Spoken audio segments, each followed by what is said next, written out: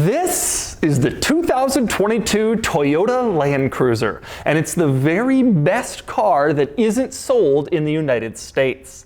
The Land Cruiser has been sold here in America for years, but for 22, Toyota mistakenly, and in my opinion stupidly, decided to pull the plug on the Land Cruiser, so we don't get it anymore. Today I'm going to review this new Land Cruiser and show you what we're missing. Before I get started, be sure to check out Cars and Bids, which is my enthusiast car auction website for cool cars from the modern era, now with free listings. You can list your car for free and auction it on Cars and Bids. And we've had some great sales recently, including this old school Range Rover Classic, which sold for almost $24,000. This Jeep Gladiator Rubicon, modded for off-roading, brought more than $70,000. And this Mercedes G550 4x4 squared sold for more than $230,000.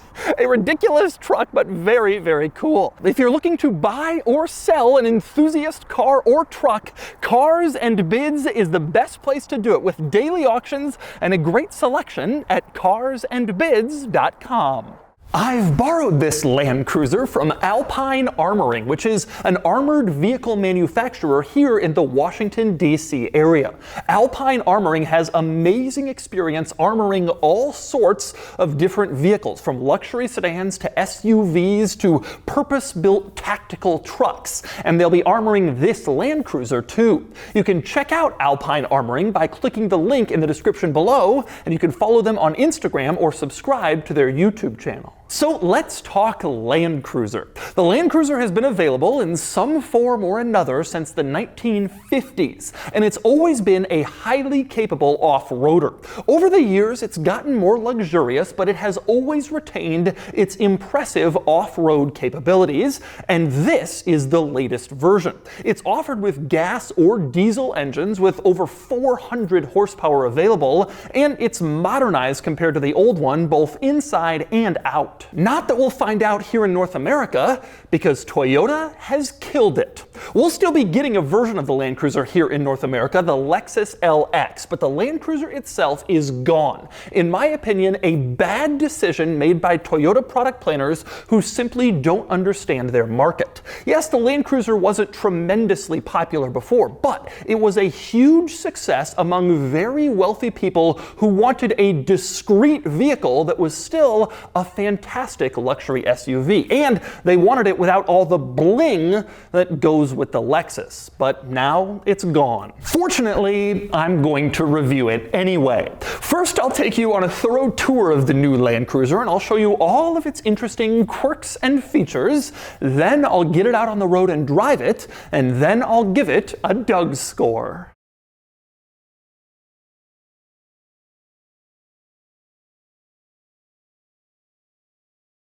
Alright, time for the quirks and features of the 300 series Land Cruiser. Now, before I get started showing you the quirks and features, I want to mention that this is a very basic base model Land Cruiser, very stripped down compared to previous Land Cruiser models that were sold here in the United States. Like I said, this Land Cruiser is going to be armored here by ALPINE Armoring, and it'll probably end up going to a foreign government or the United Nations, and they don't need all the high-end luxury trimmings, and so this is a fairly basic Land Cruiser. But frankly, that's kind of cool. Land Cruiser models in the United States have gotten so luxurious and expensive over the years. If you're into off-roading, they have all sorts of stuff that you don't need or want, and they're so pricey because of it. This is sort of a stripped down kind of enthusiast spec Land Cruiser. It has all the capabilities and durability of a Land Cruiser, but without all that luxury stuff. All right, now I'm inside, and I want to give you a few examples of just how base model this Land Cruiser is. This will especially be a surprise to North American viewers because they've grown accustomed to the Land Cruiser being this high-end, expensive luxury SUV. Well, that isn't true in all markets, and this one is really stripped down. Some good examples: this has cloth seats. It's been 20 years since there's been a cloth seat Land Cruiser in America, and they're manual seats. This doesn't even have power-operated front seats, which is such a surprise coming from the $90,000 plus Land Cruiser we're used to here in America, not all of them are like that. But maybe my very favorite base model quirk of this vehicle is the infotainment screen, which isn't actually a screen. You can see there's a place here for an infotainment screen, but this version is so stripped down base model that it doesn't actually have a screen. Instead, it has like an old school black and white faceplate radio sitting where the screen should be, and the rest of the screen is filled out with buttons that would be part of a touch screen if that screen were actually here, but it isn't. It's amazing to see just how basic the Land Cruiser can actually be. But at the end of the day, this is still a Land Cruiser, and so you get some serious capabilities, and in the interior here, you get some controls for those capabilities. So four-wheel drive comes standard in the Land Cruiser. You can't get a two-wheel drive model, and it's always in four-wheel drive high when you're cruising around. You also get a low range standard in this Land Cruiser, and you can switch to low range with this interesting little switch here in the center console. You sort of push down to go between high and low range, kind of an interesting quirk, and that's how you do it. Also included in this Land Cruiser is a locking differential. You can see this button here is your differential lockers, another important item for capability. They don't leave that out from even the most basic Land Cruisers like this one. Now, next up, also in this vicinity, you can see a rather large dial here. This is your drive mode dial, and you can adjust it between three different drive modes: Eco, Sport, or Normal. So you can choose how you want your Land Cruiser to operate. Now, interestingly, below this drive mode dial, there's a button marked ECT Second. You can press that, and then the Land Cruiser will start in second gear, which can be useful if you're in like a heavily icy, slippagey situation. Starting in a higher gear will start the wheels turning a little bit slower, which could help you get traction better than starting in first, and so that's what that button is for. Now, talking about these controls here in the center, it's worth noting and pointing out that the center control stack has been redesigned for the new Land Cruiser. You can see it has a more modern look to it. It certainly looks more updated and fresher compared to the outgoing model, but it is still very simple in here. That has always been a Land Cruiser hallmark. Not too many risks or crazy designs or style changes. Everything is simple and functional. And you can see, for instance, the climate controls, very easy to use, very straightforward. Not exactly the highest quality, but that's not really the point. Everything in here is designed to last and be easy, and that's what they've done. That's also true of the radio. This base model radio stuck into the infotainment screen blank. Again, very simple buttons, easy to figure out, nothing unusual, no daring risks here. It's just intended to be simple. One drawback, though, of this base model radio is the volume control. You don't get a knob. Instead, the volume buttons are just integrated into the left side of the button controls. Next to power and phone, you have volume up and down. It's kind of a disappointing place for that. Much easier to just have a volume knob, but I suspect if you get the optional infotainment screen, you would have that, or some other easier way to control volume. Toyota probably doesn't care that much about how easy this system is to use, since most customers will not get it. They'll opt for something nicer. But anyway, next we move on to a feature that I find to be pretty cool. It's here in the center console between the front seats, which, by the way, has a little trick of its own. It can open either way. You have this little button over on the driver's side, press it, and then the center console opens so it has easy access to the driver. But if you close it, there's also a button over here on the passenger side. You can press it, and then it opens again for easy access to the passenger. It's kind of like a magical center console lid. But anyway, you open it up, you get in here, and you can see the center console is cooled. This is a little cool box. You can stick drinks in here, a sandwich, whatever, and keep it chilled and cool while you're driving along, which is a pretty nice touch. But anyway, next I want to move on to the gauge cluster here behind the steering wheel, and you can see very simple, very straightforward. Again, no risks here, no crazy font to try to look cool and special. That's not the point of the Land Cruiser. Everything in here is designed to be simple, easy to use, durable. They're not trying to go out and do something crazy, and they clearly haven't here. Now, you do have a screen in the middle of this gauge cluster, a full color screen, but it's pretty small, and it doesn't really provide you with that much information. Just some general vehicle info, like, for example, tire pressures or your distance to empty, fuel range, that sort of thing. That's what you get in your little gauge cluster screen, only the basics for a relatively basic vehicle. Now, if you step up to nicer versions of this car, you might might get more screen in the gauge cluster, but for this basic one, you only get what you need, as you can see. And like I said before, I think this is kind of the best spec Land Cruiser. You don't have all these nice luxuries, which would be nice, but they drive up the price and they're not really necessary if you just want to go off-roading and try out the amazing capabilities of the Land Cruiser. This base model kind of fits in with the original Land Cruiser ethos: carry people and go far and last forever. The only trim of the new Land Cruiser that I think I would prefer to this one is called the GR Sport, and it is very cool. You can see it here. It definitely looks cooler than this one, has more of like an aggressive off-roady sort of look, and it has front and rear differential lockers, which is really cool, and it helps improve the off-road capabilities. And you can get the GR Sport with only 5 seats. You don't have to get the third row in that if you don't want to, in order to save a little weight, and since you'll be using it for off-roading rather than carrying passengers. To me, that is the best trim of the new Land Cruiser, but this one is pretty cool too. It has its charms. And next up, we move on to the back seat of the new 300 series Land Cruiser. Once again, the back seat is very simple. Cloth seat back here, not too much going on. A very basic back seat for a very basic model. But there are a few notable quirks and features back here. One thing I want to discuss is roominess back here. I have the front seat pushed pretty far back, and I still have decent space here. My knees are right up against it, but again, it's pretty far back in position, and I have good headroom. You have decent sizing back here, not huge, but certainly enough to transport adults in the front or in the back. One interesting item with this Land Cruiser, it must be a Middle East spec model, because the rear seat climate control is only air conditioning. You can see here it says rear cooler. You don't have the opportunity to choose between heat or cold air. You only have a cool air option, which would make sense in a Middle East spec vehicle. You're never going to need the heat, and since this is a base model, they don't bother including it. You just have your rear cooler. And in fact, that probably also explains why the center console has that cool box in it, even though this is a relatively stripped down base model Land Cruiser otherwise, because for the Middle East spec models, maybe they all get that cool box, which would make sense. And by the way, speaking of that center console cooler, I mentioned the center console was accessible by the passenger or by the driver.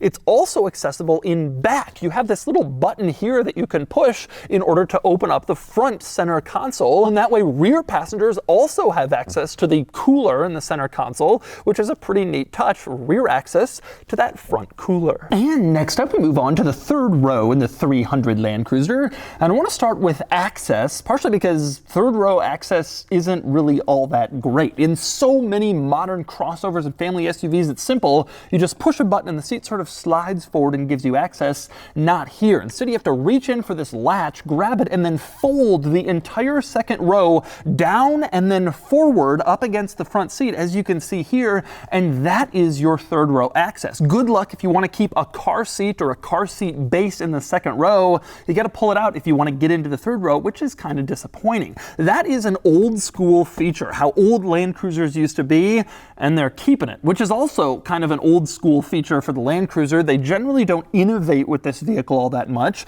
and in some cases it's a good thing because it means long-term reliability with tested products, but in some cases it means stuff is just less convenient, like getting into the third row. But anyway, once you're in the third row, as you might expect, not too much interesting going on back here. You do have climate vents once again on the ceiling, which again is good, especially being a Middle East spec model. Getting all that air into the third row is also pretty useful. And you do have cup holders back here as well, which is also useful for rear passengers, little kids maybe, having their drinks with them in the back of the Land Cruiser. And also worth mentioning about the third row, as you can see, it's 2 little individual seats back here. This new Land Cruiser can seat 7, but it's 2 in the front, 3 in the middle, and then 2 more in the third row. This is contrary to a lot of modern SUVs, which are starting to go more for captain's chairs in the second row, 2 seats here, and then 3 in the third row. Not so in the Land Cruiser. It has a more traditional setup with a 3 across bench seat in the second row. And next up, we move on to the cargo area of the 300 series Land Land Cruiser. And you can see another drawback of these third row seats, namely they take up virtually all of the cargo space back here. The Land Cruiser is a big vehicle, but it's not that massive. It's no Chevy Suburban in terms of length, and so the third row does really take up a lot of cargo room. Fortunately, folding the third row out of place is very easy. First, you pull on this little strap to drop the third row headrest, and then you pull on this little latch, push the seat down, and it has folded flat. And of course, do that over on the other side, and you can see you got a pretty big cargo area once the seats are down. But I've just glossed over a very big new feature of the Land Cruiser, and that would be fold flat seating. Prior Land Cruiser models had this incredibly annoying old school third row folding system where the seats would fold up against the rear windows, which would not only rob some of your cargo space, but it would steal visibility out of your rear windows. Well, that's no longer the case. They've now gotten the seats to be able to fold into the floor, which is a pretty neat trick because the Land Cruiser has all sorts of off-roading hardware down underneath the floor, and yet they've figured out a way to get the seats to fold and still keep that off-roading stuff. Now, that's all great. It's a really great feature, and I'm so glad you finally have fold flat third row seats in the Land Cruiser, but there's a big drawback here, and that would be getting the seats back up again, which is needlessly difficult. Here's another way where even the new Land Cruiser still feels like an old school SUV. To get the backrest back up again, you gotta reach all the way into the cargo area to grab this latch, pull on it, and then at a terrible angle, try to lift the seat back into place in order to set the third row back up. And of course, you want to do it on the other side, you got to do the same thing. Reach all the way in, grab the latch, and then finally get the seat back into place. It's not an ideal setup, and you're still not done. You see, when you folded the third row down, the seat base also folded down, and it doesn't automatically extend back out even when you pull the backrest back up. Instead, you got to go into the third row, reach back there, grab the bottom of the third row seat base,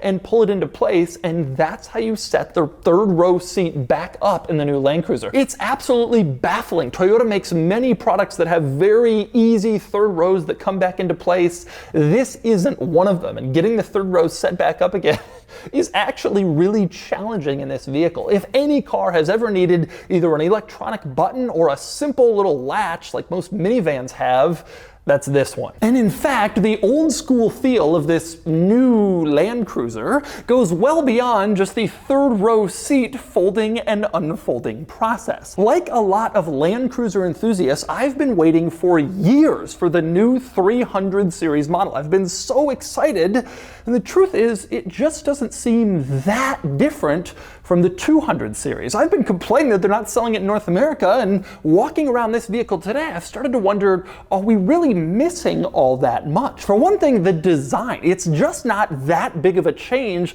compared to the 200. And I've seen these two parked directly next to each other, and the truth is, it's a fairly similar look, the 200 versus the 300. It almost looks more like a facelift than a full redesign, even though it is actually a redesign. And in fact, the dimensions have pretty much stayed the same compared to the old Land Cruiser, including all of the off-road capabilities. The approach angle, the departure angle, the breakover angle, they're all pretty much the same as the outgoing model. I mention this because giant leaps forward in off-roading capability has been kind of the norm in the car industry. The new Wrangler is far more capable than the old one. The new Bronco is far more capable than the new Wrangler. The new Defender, the new G-Wagon, they can all do so much more, but the new Land Cruiser actually seems pretty similar to the outgoing model in terms of capabilities, design, appearance, and some of those interior functionality features too. But there's one really important reason why I'm still disappointed that we're not getting the new Land Cruiser here in North America,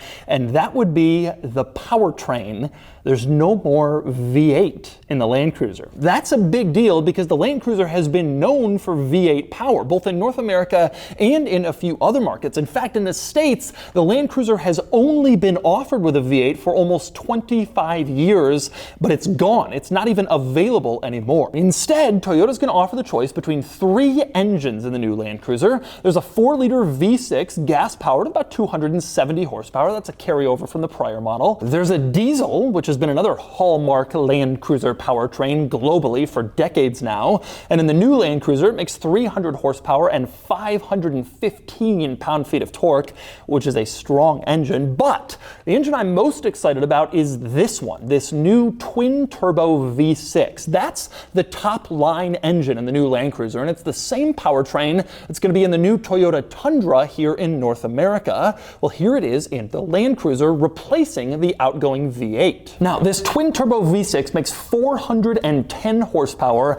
and 480 pound-feet of torque. Both of those figures are more than the outgoing V8. So even though this is just a 6-cylinder, blah, blah, blah, it has more power than the old V8. And I have absolutely no doubt it's going to get dramatically better fuel economy as well. So you get more power, more torque, and better gas mileage, which is all a pretty good thing. Now, like I said, this is the same engine in the new Toyota Tundra, but it's a little bit different here. I think this is 380 or so horsepower in the Tundra, 410 horsepower here in the Land Cruiser. A healthy figure, and it's even stronger because the new Land Cruiser is about 450 pounds lighter than the outgoing model. So more power and less weight. I suspect this is going to feel less bulky and brawny on the road compared to the old Land Cruiser, but I guess now it's time to find out. All right, driving the new Land Cruiser. I am so excited to do this. I have wanted to drive the 300 series Land Cruiser for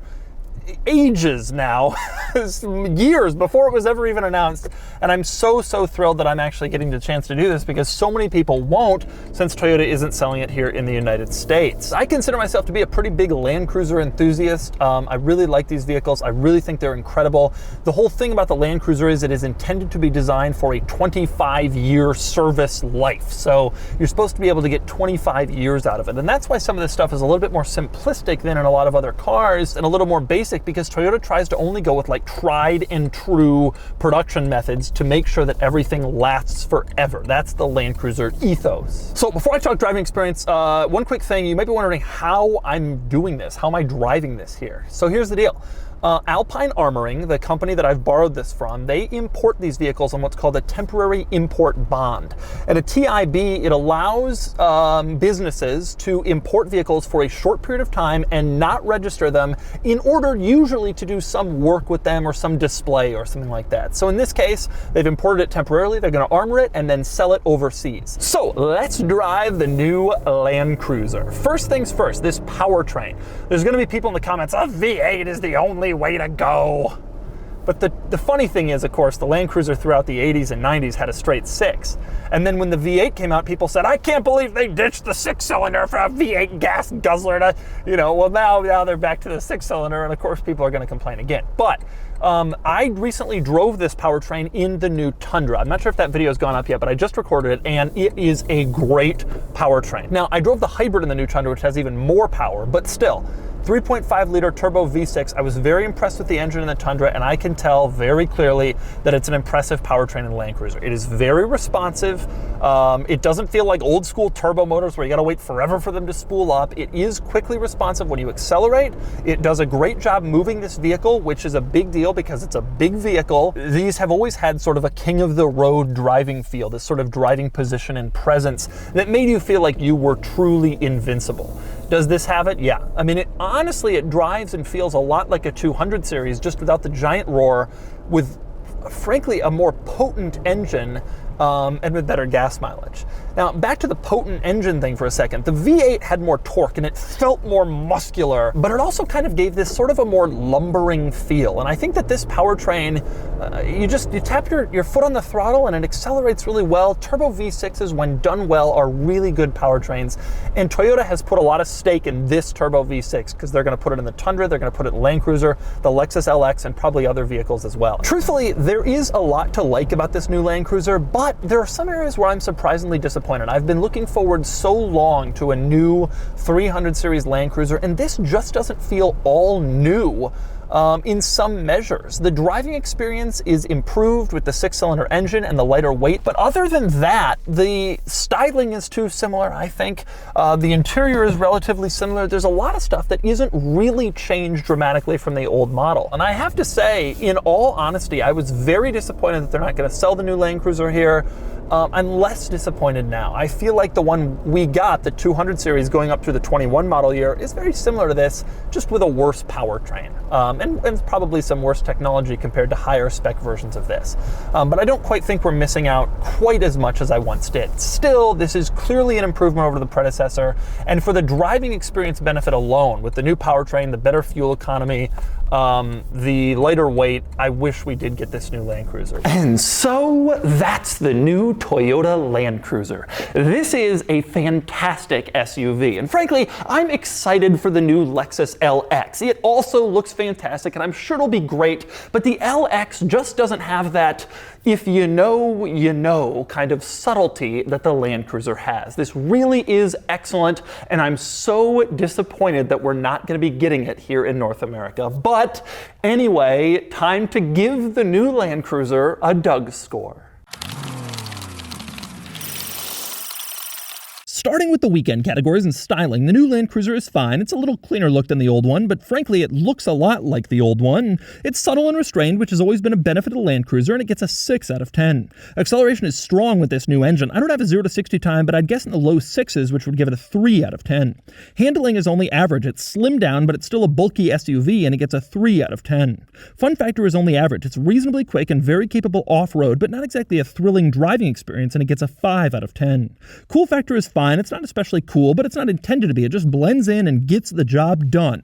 And it gets a 5 out of 10 for a total weekend score of 22 out of 50. Next up are the daily categories and features. The Land Cruiser normally is very well equipped, but the one I drove is very minimally equipped, being a stripped down foreign market base model, and it gets a 5 out of 10. Comfort is average, the ride is nice, but this base model loses most comfort equipment like leather seats or heated and ventilated seats. It's still good enough for a 7 out of 10. Quality is excellent. The interior isn't high class or nice, being such a base model, but these are exceptionally reliable, and it gets an 8 out of 10. Practicality is good, normal for a vehicle like this, and it gets an 8 out of 10, though more features would be helpful for third row access and for parking ease with a camera or sensors. Finally, value, and truthfully, this is an expensive Land Cruiser for not much equipment. It has what you need, but you'd want more, especially at this one's price point, likely $50,000 plus, and it gets a 6 out of 10 for a total daily score of 34 out of 50. Added up, and the DougScore is 56 out of 100, which places the new Land Cruiser here against relevant vehicles. Truthfully though, this is an apples to oranges comparison, because the new Land Cruiser I reviewed was so basic and most of the stuff is very well equipped. Even so, the new Land Cruiser finished only a point behind the old one, mostly due to better road manners and improved styling, and I think the new one would score many points higher with some better tech and more features.